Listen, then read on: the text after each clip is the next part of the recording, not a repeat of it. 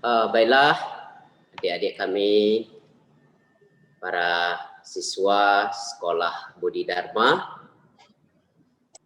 Sebelumnya, mengucapkan selamat sore. Namo Sang Hyang Adi Budaya, Namo Buddhaya. Namo Buddhaya. Nah, pada kesempatan ini kita akan bersama-sama ya, untuk belajar melalui media daring ataupun belajar online, atau kita juga bisa menyebutnya dengan tatap maya ya. Kalau biasanya kita melakukan kegiatan seperti ini, biasanya setiap tahun kita langsung tatap muka ya, langsung praktek atau latihan langsung di sekolah Budi Dharma, kegiatan tangga sila. Namun pada kesempatan ini karena satu kondisi atau lain hal ya, kita tidak bisa melakukannya secara langsung ataupun tatap muka, maka kita ganti melakukan kegiatan ini, yaitu pembinaan ataupun penambahan karakter ya, yaitu melalui tatap maya ataupun media online. Namun walaupun kita belajar melalui media online ini, Bante harapkan kepada adik-adik semuanya supaya dalam mengikuti kegiatan ini Anda benar-benar serius ya, serius di dalam mengikuti kegiatan ini, sehingga setelah mengikuti proses pembelajaran melalui pembinaan karakter ini ya, ketika sudah selesai, adik-adik mendengarkan setiap bimbingan atau arahan dari para pembicara atau narasumber, diharapkan Anda bisa nanti mampu mempraktekannya dan datangkan manfaat di dalam kehidupan Anda semua. Nah, pada kesempatan ini kita akan berbicara tentang sila bagi rumah tangga ya, sila bagi rumah tangga. Tentunya Bante juga yakin ya, kalau kita berbicara masalah sila atau moralitas, pasti adik-adik ya, apalagi yang sekolah di Budi Dharma ya, pasti tahu, bahkan sering mendapatkan pelajaran tentang sila atau moralitas ini ya. Tetapi alangkah baiknya kita akan mengulas kembali, kita akan membicarakan kembali, sehingga ini akan lebih memperkuat ya, lebih memperkuat pemahaman kita, dan kita akan lebih ingat dengan mengulang kembali yang mana Buddha mengatakan ketika kita belajar Dhamma, hendaknya Dhamma tersebut harus diulang-ulang sehingga akan menimbulkan pemahaman. Nah, sebelum lebih jauh kita berbicara tentang sila bagi rumah tangga di dalam agama Buddha ini, maka kita harus tahu terlebih dahulu arti sila itu apa. Kita akan mengambil arti sila secara umum menurut Kamus Besar Bahasa Indonesia, dan pengertian sila dalam bahasa Kamus Bahasa Pali atau Sanskerta ataupun bahasa Pali ya. Nah, sila kalau di dalam Kamus Bahasa Indonesia itu diartikan sebagai aturan yang melatar belakangi perilaku seseorang ataupun bangsa.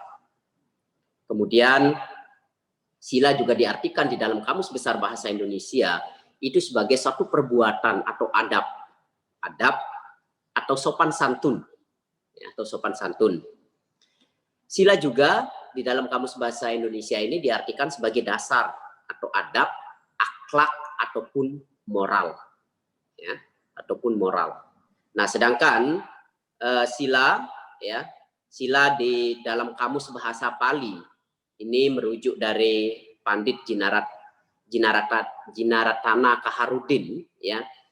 Di sini sila diartikan sebagai aturan yang melatar belakangi perilaku seseorang atau kelakuan atau perbuatan yang menurut ajaran agama, moral, tata krama di dalam perbuatan.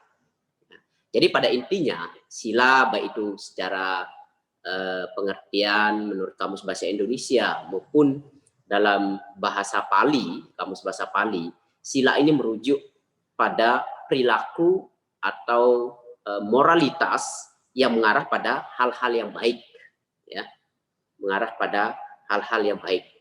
Nah, mengapa kita berbicara masalah sila bagi rumah tangga? Ya. Nah, sila di sini sebenarnya ada 4 macam jenis sila, ya. Ada yaitu sila bagi biku, ada sila bagi para bikuni, ada sila bagi perumah tangga atau yang disebut dengan ada sila bagi samanera atau anupasamakra sila, atau sila bagi perumah tangga gata sila. Nah, di sini kita akan berbicara tentang sila bagi perumah tangga, ya. Di sini ada 4 kategori sila, ya. Sila biku, sila bikuni, sila samanera, dan sila bagi perumah tangga. Nah, di sini kita akan berbicara masalah sila bagi rumah tangga. Nah, tentunya pada saat ini banyak sekali perbuatan yang dilakukan oleh manusia seenaknya, semaunya, tanpa mempertimbangkan akibat baik atau buruk dari apa yang dilakukan. Ini tanpa memikirkan akibatnya. Dan ini sering membuat pelakunya bisa merugikan diri sendiri maupun orang lain. Karena tidak memikirkan akibat yang ditimbulkan bagi sendiri, sehingga perbuatan yang dilakukan itu juga bisa membahayakan orang lain. Maka perlu sekali di mana ketika kita melakukan sesuatu ataupun tindakan, ya, maka kita perlu memikirkannya dengan baik, perlu memikirkannya dengan bijak, sehingga perbuatan ataupun tindakan ataupun ucapan yang kita lakukan ini benar-benar mendatangkan kebahagiaan bagi diri sendiri ataupun orang lain, atau mendatangkan kerugian bagi diri sendiri ataupun orang lain. Maka ini perlu juga dipikirkan, ya, sehingga kita tidak gampang di dalam melakukan tindakan-tindakan ataupun mengeluarkan ucapan di dalam kehidupan kita. Nah, adik-adik kami, di dalam pelaksanaan sila ini, ya, ini pelaksanaan sila itu ada 3 bagian. Di dalam pelaksanaannya meliputi pelaksanaan melalui pikiran, kemudian pelaksanaan melalui ucapan, dan pelaksanaan melalui perbuatan. Tentu pengendalian ini, ya, pelaksanaan sila, yaitu pelaksanaan sila melalui pengendalian pikiran, ucapan, dan perbuatan ini merupakan hal-hal yang dapat ketika kita tidak mampu mengendalikan dari pikiran, ucapan, dan perbuatan kita ini akan membuat merugikan orang lain. Maka pelaksanaan sila melalui pengendalian diri, pengendalian pikiran, ucapan, dan perbuatan ini akan mampu, ya, jika dipraktekkan dengan baik, bisa mendatangkan kebahagiaan bukan hanya pada diri kita sendiri, tetapi juga bisa mendatangkan kebahagiaan bagi makhluk lain, Nah, tentunya kalau sebagai perumah tangga di mana kalau adik-adik biasanya pergi ke wihara, ya, dan melakukan puja bakti, pada umumnya itu pasti sering mengulang yang namanya Pancasila Buddhis. Bahkan setiap ada biku ataupun bante yang hadir ketika melakukan puja bakti, umumnya para umat akan meminta tuntunan sila, ya, tuntunan moralitas, tuntunan sila atau tuntunan moralitas. Nah, sila bagi perumah tangga di sini yaitu adalah 5 sila atau praktek 5 moralitas yang biasanya sering diulang oleh umat Buddha ketika melakukan puja bakti. Ketika melakukan puja bakti. Sila. Sila ini adalah dasar atau pondasi dasar sebagai pagar. Ya. Sila ini sebenarnya adalah pagar ataupun tembok ataupun benteng ya, untuk memagari seseorang agar terhindar dari bahaya. Ya. Seperti kalau pagar ataupun tembok ataupun benteng itu kan tujuannya untuk menghalangi binatang-binatang luar supaya tidak bisa masuk. Nah, begitu juga sila atau moralitas ini di dalam agama Buddha. Ini adalah sebagai pagar ataupun benteng kita ya.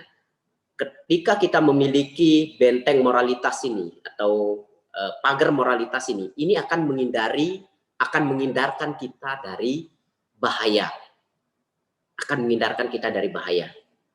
Maka praktek moralitas, ya, praktek Pancasila Buddhis ini, ya, atau praktek sila ini sangat menguntungkan sekali bagi siapapun yang mempraktekkannya. Karena ini adalah fondasi dasar yang harus dipraktekkan oleh umat Buddha. Memang kalau dalam ajaran Buddha itu tidak terlepas dari seperti di dalam Dhammacakkappavattana Sutta, sila, samadhi, dan panya ini tidak terlepas. Namun di sini kita berbicara masalah sila bagi perumah tangga. Ya. Seperti yang saya katakan tadi, sila atau moralitas ini adalah benteng atau pagar bagi kita untuk terhindar dari mara bahaya. Nah, sila ataupun praktek moralitas di dalam perumah tangga seperti yang saya katakan tadi bahwa biasanya umat Buddha sering mengulang ini. Ya. Adik-adik biasanya kalau datang ke wihara, sekolah minggu, ini pasti sering mengulang 5 Pancasila Buddhis ini. Nah, 5 sila ini merupakan fondasi dasar atau praktek moralitas yang dijalankan oleh umat rumah tangga. Maka 5 sila ini merupakan dasar ya atau sila atau moralitas bagi umat rumah tangga. Maksudnya umat rumah tangga itu apa, Bante? Umat rumah tangga itu adalah seperti adik-adik, orang tua adik-adik yang tidak meninggalkan kehidupan duniawi, tidak menjadi suhu atau tidak menjadi bante, itu disebut umat rumah tangga. Nah, seperti adik-adik sendiri disebut umat rumah tangga atau garawasa. Ya, atau garawasa. Nah, praktek moralitas atau praktek 5 sila ini, ya, Bante yakin juga adik-adik secara teori pasti sudah menghafal, ya, bahkan saking apalnya, saking kelotoknya, ya, sambil pejam mata pun suruh mengulang pasti bisa. Nah, kita tidak hanya cukup dengan hanya menghafal. Nah, bagaimana apa yang sudah kita pelajari ini, ya sila Pancasila Buddhis yang sudah kita hafal ini bisa benar-benar mendatangkan manfaat, bisa benar-benar mendatangkan faedah di dalam kehidupan kita, maka kita perlu untuk mempraktekannya. Ya. Maka adik-adik perlu untuk mempraktekannya. Tidak cukup hanya mengulang, tidak cukup hanya dengan menghafal saja, tetapi perlu praktek nyata di dalam kehidupan sehari-hari sehingga hal ini bisa mendatangkan manfaat ataupun faedah di dalam kehidupan kita, ya, di dalam kehidupan kita sehari-hari. Ya. Maka sila yang pertama, ya, seorang perumah tangga ini dapat mempraktekkan sila dengan berpedoman pada Pancasila Buddhis atau 5 sila ini sebagai fondasi dasar. Nah, 5 sila ini yang pertama, kalau kita mengulang bahasa Palinya, ya, yaitu Panatipata, Weramani, Sika, Padang, Sama, Diami, yaitu bertekad untuk melatih diri untuk menghindari pembunuhan maupun penganiayaan atau menyakiti makhluk hidup. Di sini bukan hanya membunuh, ya. Praktek sila pertama ini, panatipata, wera, makni, sikap padang, sama diami, ini tidak hanya membunuh, tetapi juga ditekankan tidak menghaniaya, tidak menyiksa, tidak memukul. Ya, ingat, bukan hanya membunuh, tetapi tidak menganiaya, tidak menyiksa, tidak memukul. Ini tekadnya untuk latihannya. Ya. Tapi terkadang kita sebagai manusia, ya, ini kadang tidak tahan, tidak membunuh, tetapi kadang juga menganiaya. Dengan kadang gerakan spontan, ketika ada semut berjalan atau merayap di muka ataupun di badan, tiba-tiba dengan spontan kadang kita memukulnya. Kadang kita memukulnya. Ataupun ada nyamuk di dekat kita, ketika ada suara dengungan nyamuk, kita langsung menepuknya. Nah, ini adalah juga sifat pelanggaran dari sila pertama ini. Ya, pelanggaran sila pertama ini. Dan di mana kalau seseorang ya tidak praktek moralitas, tidak melakukan sila pertama ini, suka menghaniaya makhluk hidup, suka menyakiti makhluk hidup, ya, bahkan sampai membunuh makhluk hidup, ini akan mengakibatkan umur pendek.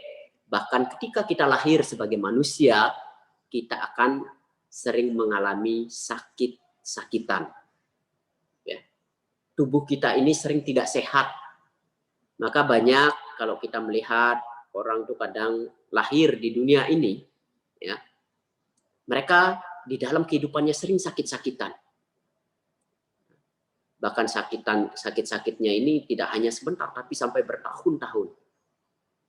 Ini kalau kita melihat dari hukum sebab akibat, ya, atau hukum karma, ini tidak terlepas dari kehidupan masa lampau, kemungkinan, ya, kemungkinan besar orang tersebut dalam kehidupannya lampau suka menganiaya makhluk hidup, ya, suka menyakiti makhluk hidup, bahkan suka membunuh makhluk hidup. Jadi ini bahaya jika seseorang sering menganiaya makhluk hidup, menyakiti makhluk hidup, bisa mengakibatkan umur pendek maupun sakit-sakitan. Maka bertekadlah untuk praktek sila pertama ini, ya. Kita bertekad untuk mampu mempraktekannya. Jangan sampai kita dengan sengaja untuk melakukan penyiksaan ataupun pembunuhan. Ini yang perlu diperhatikan. Nah, di mana seseorang dengan melaksanakan sila pertama ini orang diharapkan, ya, ketika orang mampu mempraktekkan sila pertama ini, berarti di dalam batinnya sudah mampu mengembangkan perasaan cinta kasih maupun kasih sayang terhadap semua makhluk, ya, terhadap semua makhluk. Nah, mereka yang memiliki perasaan kasih sayang ataupun cinta kasih, ya, maka sulit bagi mereka untuk menganiaya makhluk hidup. Dan ingat bahwa hukum sebab akibat ini, ya, hukum sebab akibat ini sangat berlaku sekali, sangat adil sekali. Maka ada satu cerita, ya, cerita di dalam syair Dhammapada Atthakatha, kalau nggak salah syair 36, di mana ada 35, ya, ada kisah seorang biku, di mana biku ini mengalami sakit bisul. Tubuhnya ini penuh dengan bisul dan bernanah. Sampai biku-biku, para sahabatnya itu menghindarinya. Ya. Karena bau badannya ini bau busuk dari penyakit yang dialami. Di mana para biku bertanya kepada Buddha, mengapa ya, Bante tersebut mengidap penyakit bisul dan penuh bisul di tubuhnya. Buddha mengatakan bahwa dalam kehidupan lampau, Bante tersebut ketika menjadi seorang umat rumah tangga, ia suka menyiksa unggas. Ia sering mematahkan sayap unggas serta memecahkan tulang-tulang dari unggas tersebut sehingga tidak bisa terbang. Akibat dari perbuatan itu, si biku tersebut dalam kehidupan Buddha ketika menjadi biku, dia mengalami penyakit bisul tersebut. Jadi hukum sebab akibat ini sangat adil sekali. Jadi kalau kita mampu di dalam praktek ya, sila, terutama sila pertama ini, maka mari kita bersama-sama untuk praktek sila pertama ini untuk menghindari pembunuhan, penyiksaan, penganiayaan, ataupun pemukulan makhluk hidup. Kemudian sila kedua yang mestinya dipraktekkan oleh umat rumah tangga, ya, yaitu kalau tadi pertama panatipata, yang kedua adalah adinadana wera makni sikap padang sama diami, yaitu bertekad untuk melatih diri untuk menghindari mengambil barang atau sesuatu yang tidak diberikan oleh pemiliknya. Ya. Tidak mengambil barang atau sesuatu yang tidak diberikan oleh pemiliknya. Di sini ketika kita melatih sila kedua ini, berarti kita mengembangkan sifat murah hati. Sifat murah hati.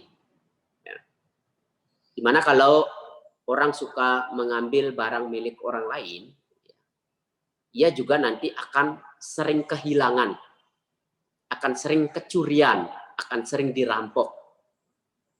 Maka kalau adik-adik kadang mendengar berita kok ada kadang orang-orang tertentu sering kehilangan, bahkan sering kena rampok.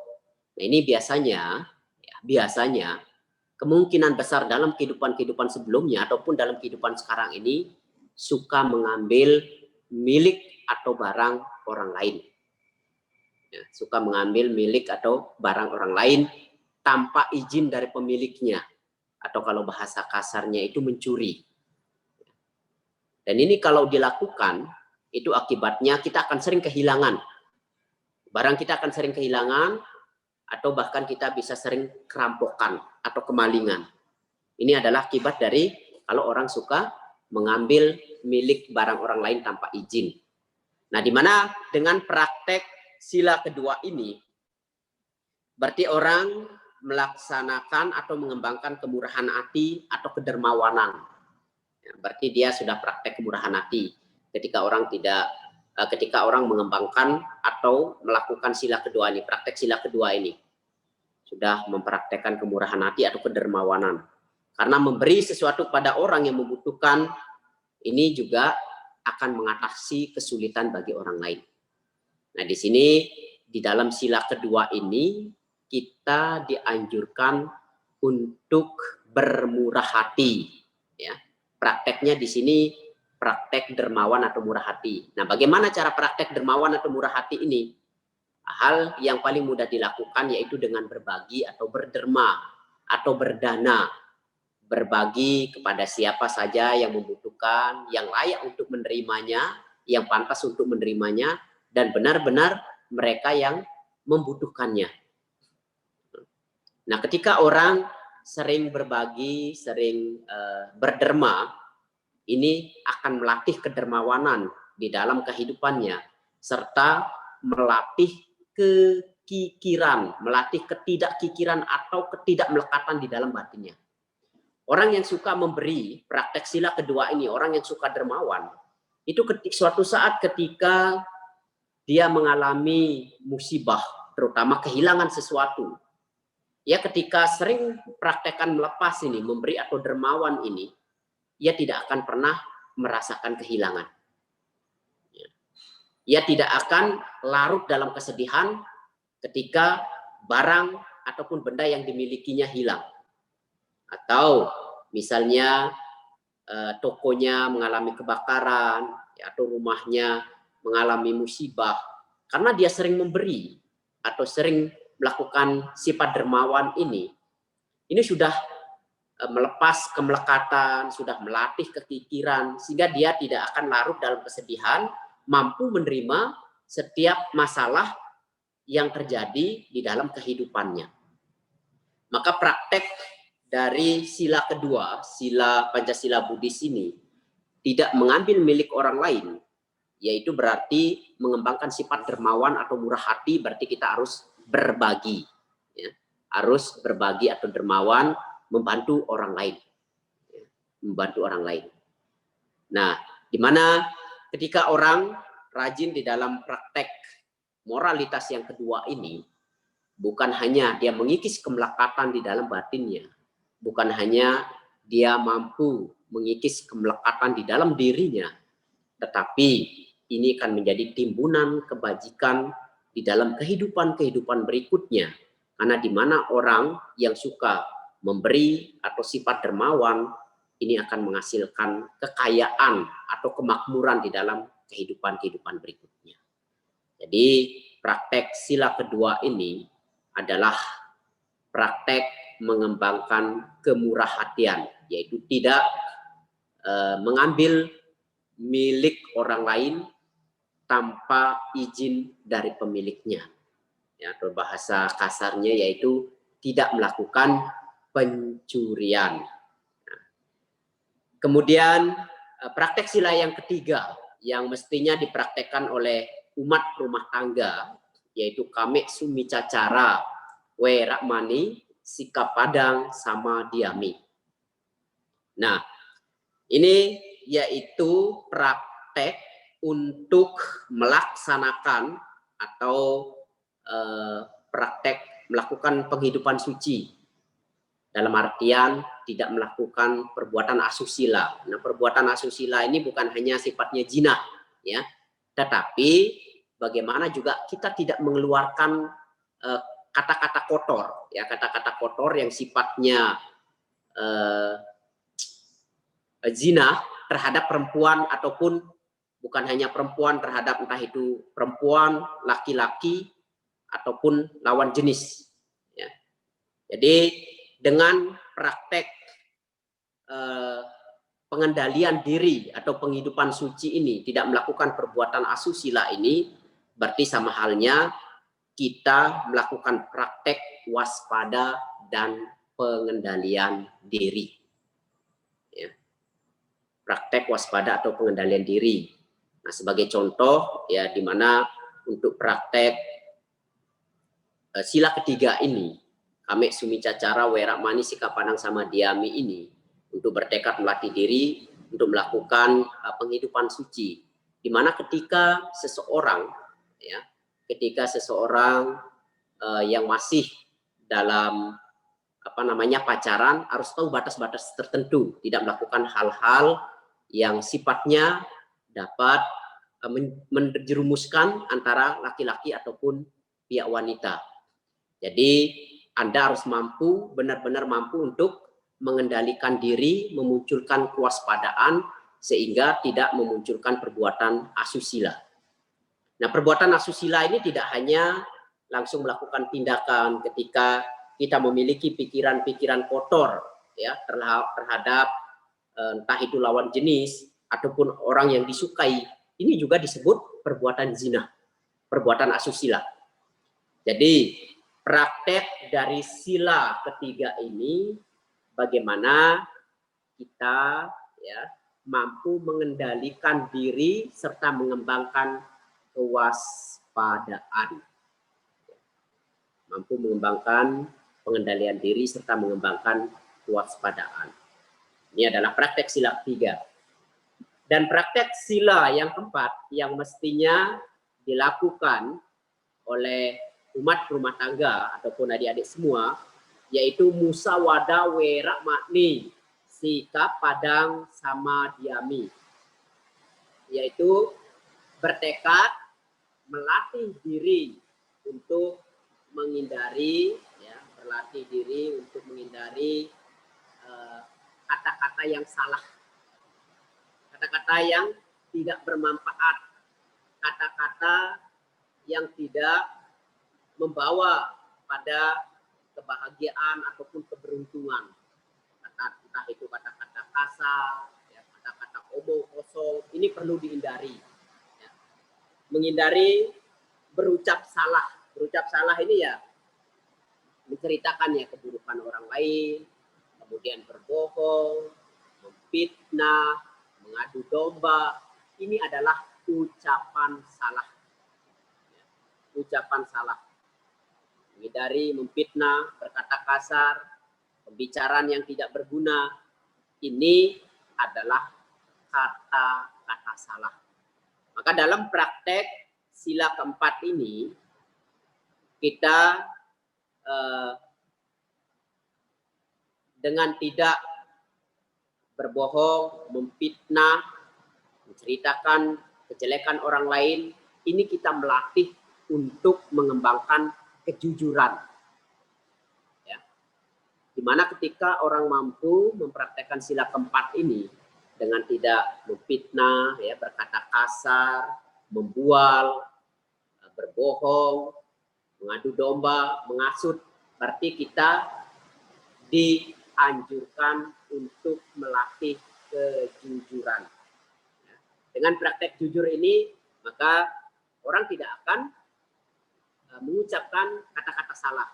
Kata-kata salah tadi yang meliputi berbohong, ya, memfitnah, adu domba, pokoknya kata-kata yang sifatnya merugikan diri sendiri maupun orang lain.